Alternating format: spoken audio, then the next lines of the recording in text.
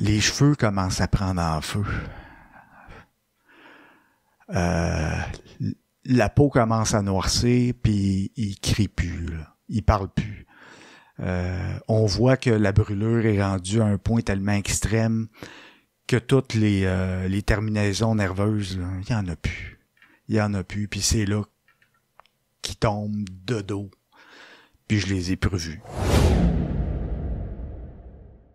Moi, ça vient à parler de l'incendie, justement, l'événement qui est arrivé en 2012. Oui. Tu veux-tu commencer à le raconter? Oui, je vais le raconter. 15 novembre 2012. Cette date-là, je l'oublierai jamais, là. C'est le jour où est-ce que ma vie a complètement changé à 180 degrés.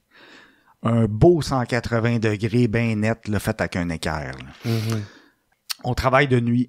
Je pense qu'on est 3 ou 4 véhicules avec 2 policiers chaque. Puis on patrouille, puis c'est assez tranquille. Puis à un certain instant, il y a un policier que lui, je pense qu'il est tout seul dans son véhicule. Il annonce sur la radio qu'il y a un immeuble à un coin de rue d'Hochelaga qui commence à avoir sérieusement beaucoup de fumée qui émane du toit.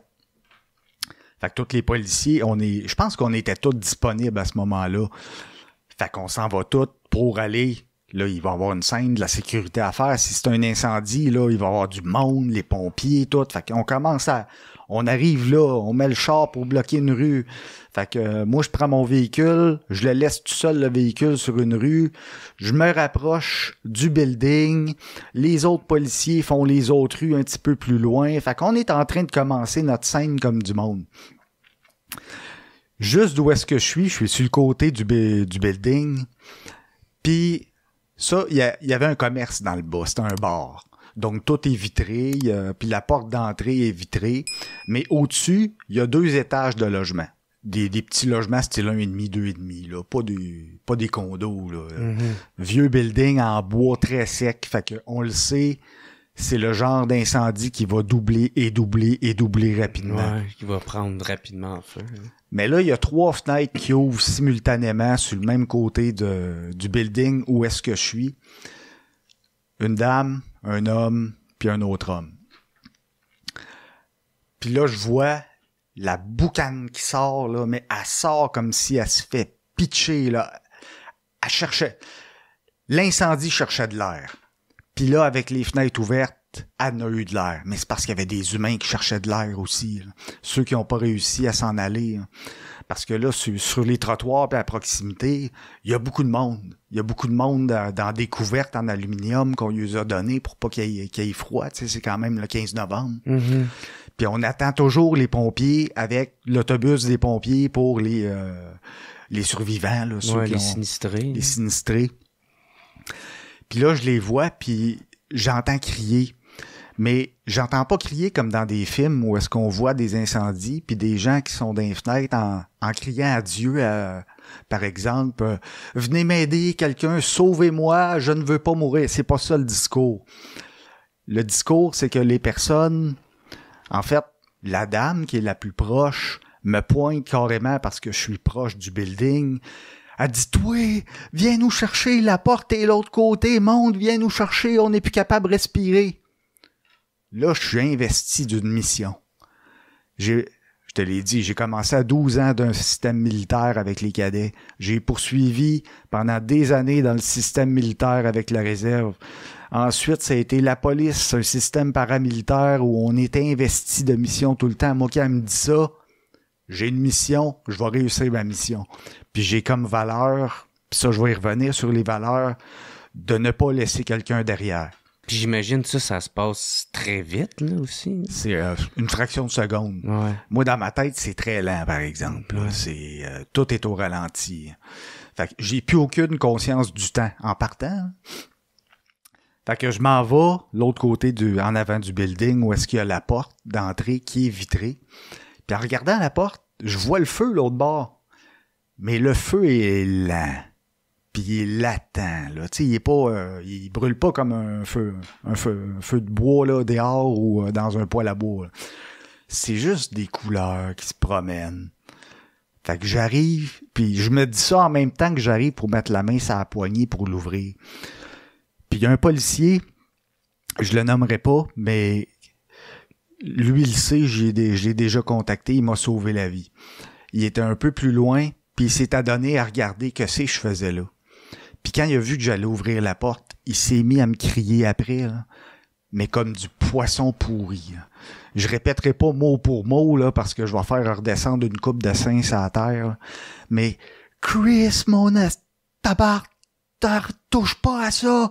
Si tu touches à ça, ça va sauter. Reviens ici, mon tabarnak. Puis il me crie tellement après que c'était sans doute son but. Ça m'a sorti un peu. Je suis revenu comme à moi. Un peu comme mon histoire drôle là, du monsieur qui échappe sa robe de chambre qui revient à lui. Ben moi, je fais « Oh, OK. » Là, je pense tout de suite backdraft, le film. Fait que je suis là, oh non. Premièrement, si j'ouvre la porte, je vais me brûler la main. Puis en donnant de l'oxygène, que ça va sauter carrément. Fait que je recule. Je recule lentement.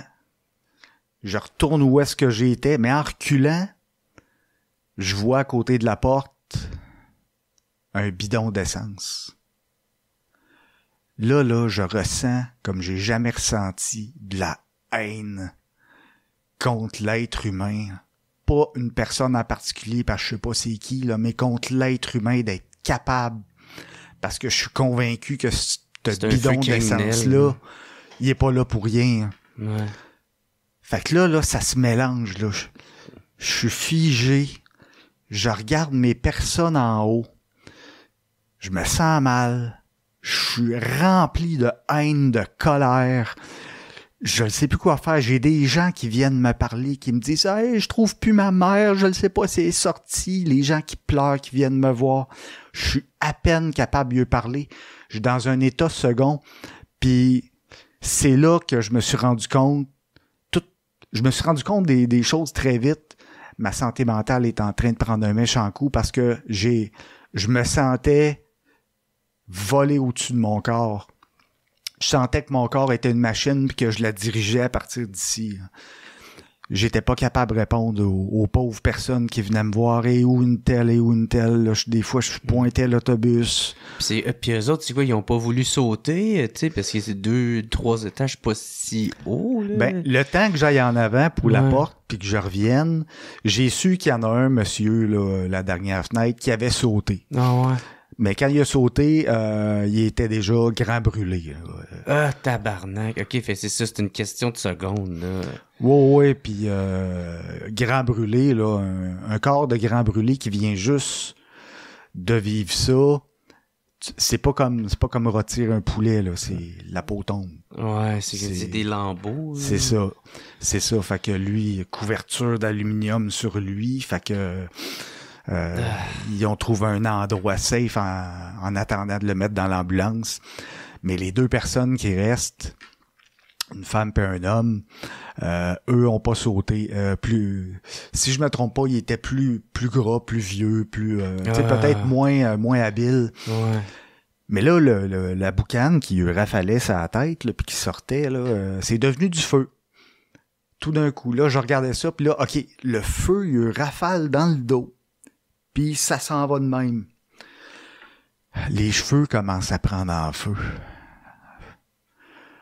La peau commence à noircir, puis il crie plus, là. Il parle plus. On voit que la brûlure est rendue à un point tellement extrême que toutes les terminaisons nerveuses, là, il y en a plus. Il y en a plus, puis c'est là qu'ils tombent de dos. Puis je les ai plus revus. À ce moment-là, je tombe dans le fixe. Dans tout ce mélange de T'es comme paralysé, hein? Je suis paralysé en plein milieu de l'intersection. Je me suis tassé un peu parce que les pompiers étaient arrivés. Ouais. Cet extrait est une présentation de Matelas Enzo. Matelas Enzo est une entreprise québécoise. Le nom Enzo provient du prénom de son fils, le fondateur Gabi Hamel. Tous leurs matelas et lits sont 100% neufs et fabriqués au Québec et au Canada. Leurs produits sont tous garantis de 5 à 15 ans. Moi, je viens justement de m'en pogner un, puis mon seul regret, c'est que je l'ai pas fait avant. Fait que faites pas comme moi, puis allez vous en chercher un tout de suite. Ils sont rendus maintenant avec 4 magasins. Victo, Drummond, Saint-Hyacinthe, Sherbrooke. Niaise pas, puis pour ton nouveau matelas, choisis Matelas Enzo.